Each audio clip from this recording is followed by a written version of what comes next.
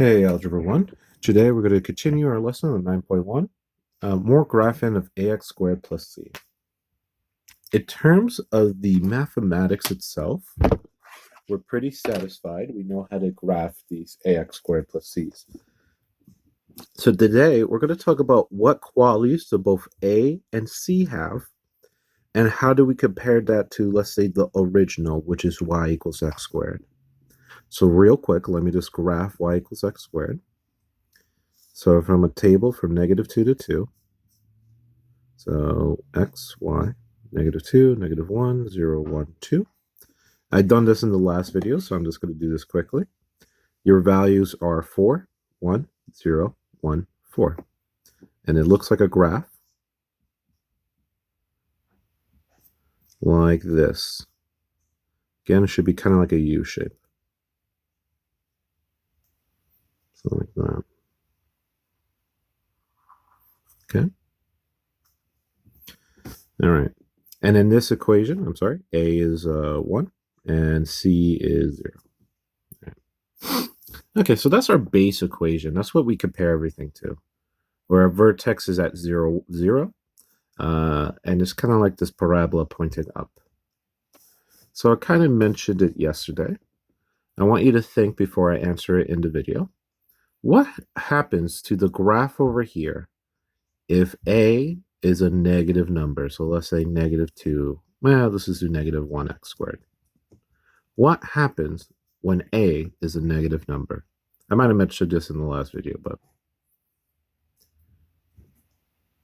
well, what happens is when A is a negative number, it is now going to open downwards. So A is a negative number, it's going to open downwards. And I'll put this in the post so I don't have to spend time writing it here. But when you find that A is a negative exponent, or a negative number, and A is -1 here, and C 0.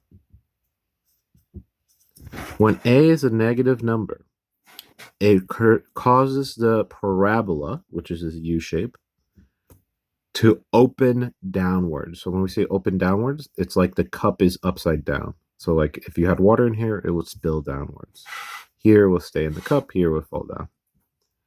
You could say it's upside down, but the technical term you want to say is open downwards. Okay? So when A is negative, it opens downwards. Let's do another one.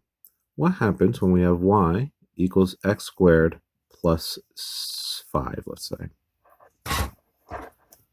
And I'm going to do the solving of the tables quickly because that was yesterday's lesson, and we could always take our time and solve it if you want to. But I want to get over some other information and not really focusing on practicing how to plug in numbers. So you do your work and you plug in your numbers. So you get this is 5, this is 6, and this is 10. No, this is 9, I apologize. So let's graph it, and let's graph it compared to this one right here. So on this graph, and maybe I'll make a nice bigger graph actually. Guess I don't need that many.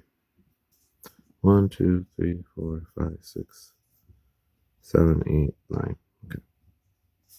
So the original y equals x squared would be here, here at 1, 1, and here at -2, 4. So your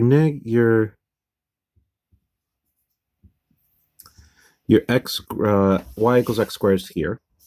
When we do a c is plus 5, so a is 1 and c is plus 5. We have our graph is going to actually open exactly the same width. So this is 6 and this is 9. The only thing is it has shifted up 5. So when we add 5, we shift the whole graph 5. So in the questions, y equals x squared plus 5. you have your c is a positive 5. So when it's bigger than 0, or a positive number, it shifts the equation up. If c happens to be a negative number, it should shift the equation down. So if this was at -2, let's say, it would be down 2 from 0. This one.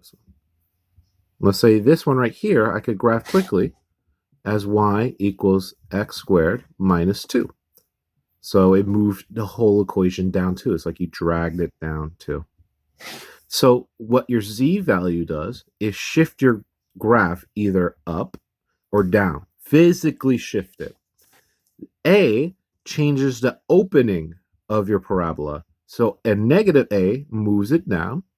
And in the next section, I'm going to talk about what does a be bigger or a equals smaller causes.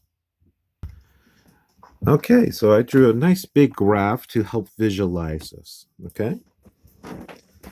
Now, first the blue one, the standard blue one is going to be our standard parabola, which is y equals x squared. So we have 1, 1, 1, and I think it's 2, 4. So that's like that. Okay. So you're wide open like that.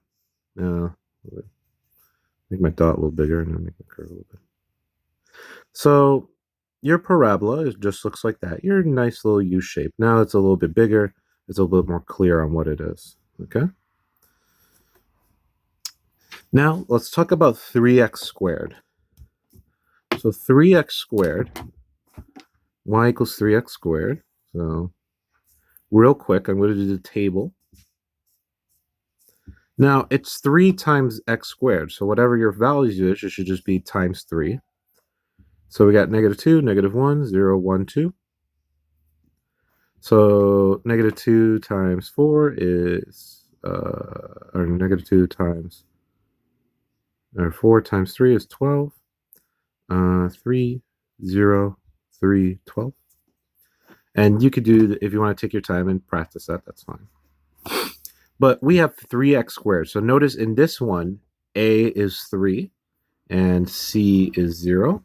Well, this one, a is 1 and c is 0. So a in this case is greater than 1. So what's going to happen when a is greater than 1? Well, let's graph these points. -2, 0, 0, so the same points. So we got the 0, 0 here. Then we have the -1, 3, so -1, and then up 3, so 1, 2, 3, and then -1, 1, 2, 3. That is +1, my fault, but -1, +1. And then we have 2 to the 12th, so 2 to the 12th power, or 2 to, 12. That's 1, 2, 3, 4, 5, 6, 7, 8, 9, 10, 11, 12. So there's our last parabola, our last points. So it's kind of really high up here, and really high up here. So you notice that it's a little bit more sharp. It still should be curved. It still should be more U-shaped than a V-shape, but you know, because we're doing graphs by hand, it's kind of always going to look like a V-shape.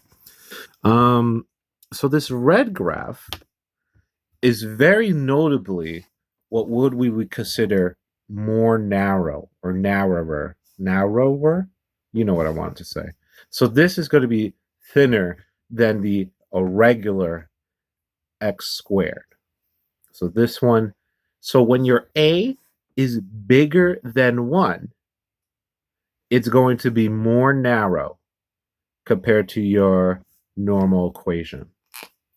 We're going to do a third equation here.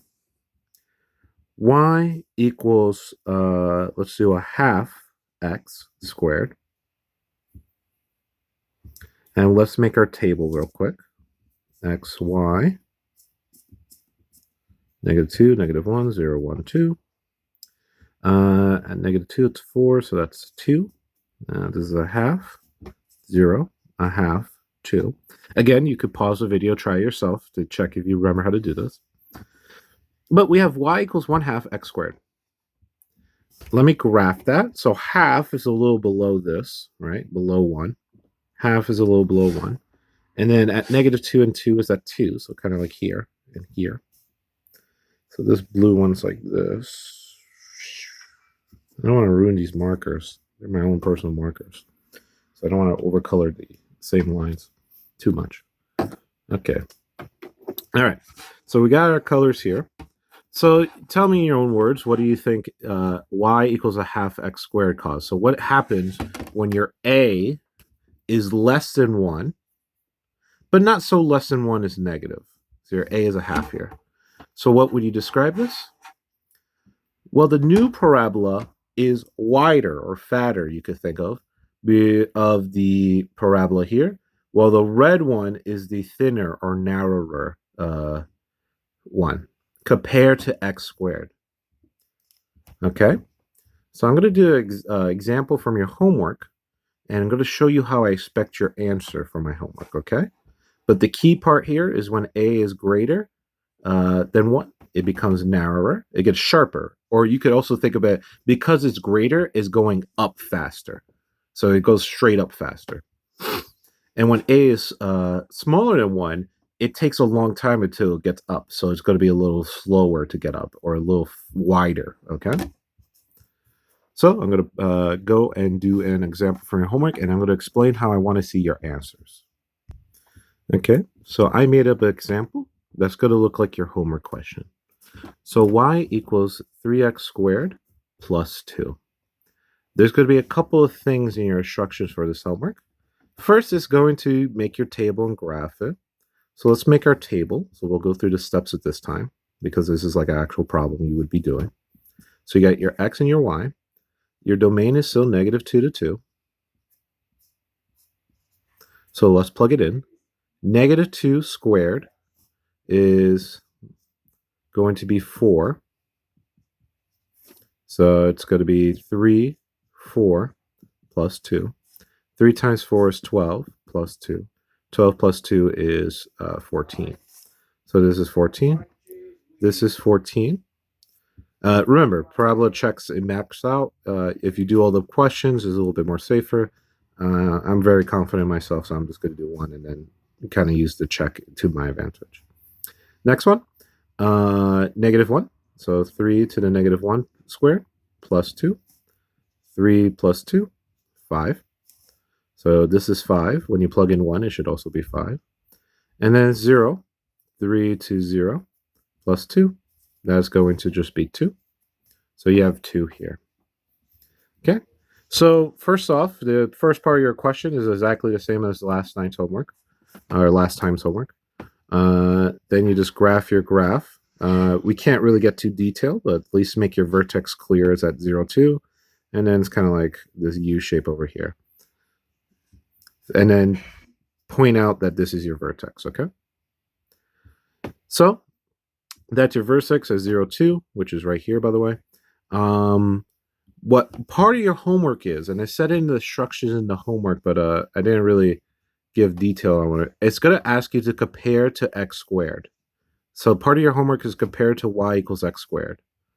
So what you're going to say here is 2 things. 1, is it more narrow, wider, / if it's upside down? So your first part, is it more narrow or wider? Because it's 3x and it's a bigger number, you're going to write more narrow or narrower. Narrower? No, more narrow. So more narrow. Okay. And then here, is it shifted up or down? Because this is a +2, it is shifted up. So shifted up. So in your homework, when it says compare to y equals x squared, you're going to describe how the a influences it, which is either going to be more narrow or more wide or even upside down. And then the second one, you're going to describe if it's shifted up or shifted down. And that's dependent on the c. So this depends on the a, and this depends on the c. So you could just give me the quick more narrow. That's perfectly fine. More wide, or I guess wider in that case. That's fine. This one, you could tell me upside down also. You're allowed to tell me. This one, shifted up, shifted down. No movement. Okay? So part of your homework is going to be tell me how it changed compared to the uh, y equals x squared, and you could tell that from both A and C. Okay. All right. We'll have a Zoom session today for you guys. I'll post the time and everything on the Google Classroom.